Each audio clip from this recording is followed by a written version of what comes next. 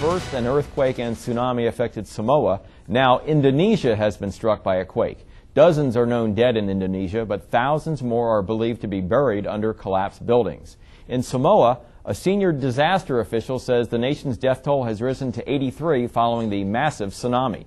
The new count in Samoa brings the total toll to 119 after a magnitude 8.0 earthquake hurled huge waves at the Samoas. And joining us now to discuss the earthquake and the valley's potential for seismic activity is Anna Cortier. She's a geophysicist and a professor of geology at James Madison University. Anna, thanks for joining us. Thanks for having me. Now, let's begin by talking about the tsunami that affected the Samoas. Did the warning system work for the tsunami that hit that area? It did work, but the problem was that there just wasn't a lot of time. So after an earthquake happens, the energy from that earthquake has to travel through the earth to all of the different monitoring stations around the world. And then after that's recorded, the scientists have to take a look at it to decide whether or not to issue a warning. Now, in this case, the Samoa was so close to where the earthquake happened that there was only about 24 minutes before the wave reached the island after the earthquake happened. And it took scientists about 10 minutes to record the data and another 3 or 4 minutes to decide to issue the warning to the Samoan government. So by the time that happened, there really was only about 5 or 10 minutes worth of warning for the people who lived there. And you were telling me, I think, how you heard that they were being warned there?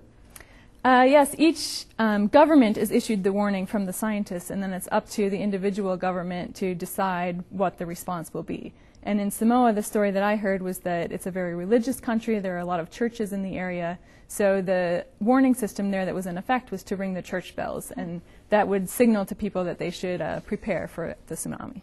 Now, let's move toward our area a little bit. Could the Virginia coast be hit by a tsunami? Well, it's possible, but it'd be very unlikely. Tsunamis, in this case with Samoa, are usually caused by large earthquakes that happen underneath the ocean and displace a lot of water. They could also be caused by a large landslide into the ocean or by a meteorite impact. So it's possible that that could happen in the Atlantic, which might cause a tsunami to hit the east coast of the United States. But it'd be very rare compared to the Pacific or the Indian Ocean. What's likely, a landslide, or not likely, but what's possible in the Atlantic? The landslide would be a more likely scenario than the meteor impact. Okay. Now, what about the Shenandoah Valley? Do we have earthquakes here? There are earthquakes in Virginia, an average of about 1 per year within the state, usually very small, magnitude 1 up to about magnitude 3. And they usually occur either in the Richmond area or in the southwest portion of the state. Historically, there's one earthquake that I know of that was reported in the valley itself, and that was 1918 or 1919. And it's reported that the president actually indicated that he felt the shaking in the White House. So really? You could hear it, or you could feel it, rather, all the way in Washington, D.C. So that must have been, like, what magnitude might that have been? I think it was in the range of magnitude 5 to magnitude 6. Really? So that might have caused some damage in the valley? It probably did. Okay.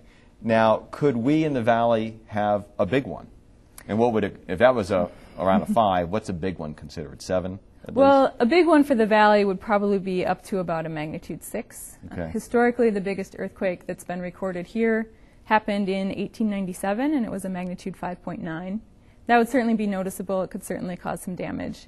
But in the scheme of the earthquakes that have happened this week or that happen on the west coast of the United States, that's not as big as what would be considered big out there. Mm-hmm. And why are we not prone to earthquakes here? Virginia is in the middle of the North American plate, and it's usually at the edges of the tectonic plates that you get big earthquakes. So because we're in the center of the plate, we're sort of isolated from where the big earthquakes are happening. All right. Very, very informative. Anna Cortier, a geophysicist and professor of geology at JMU. Thanks for joining us. Thanks a lot. And now let's send it back to Mel in Stanton. Takes a lot of nerve.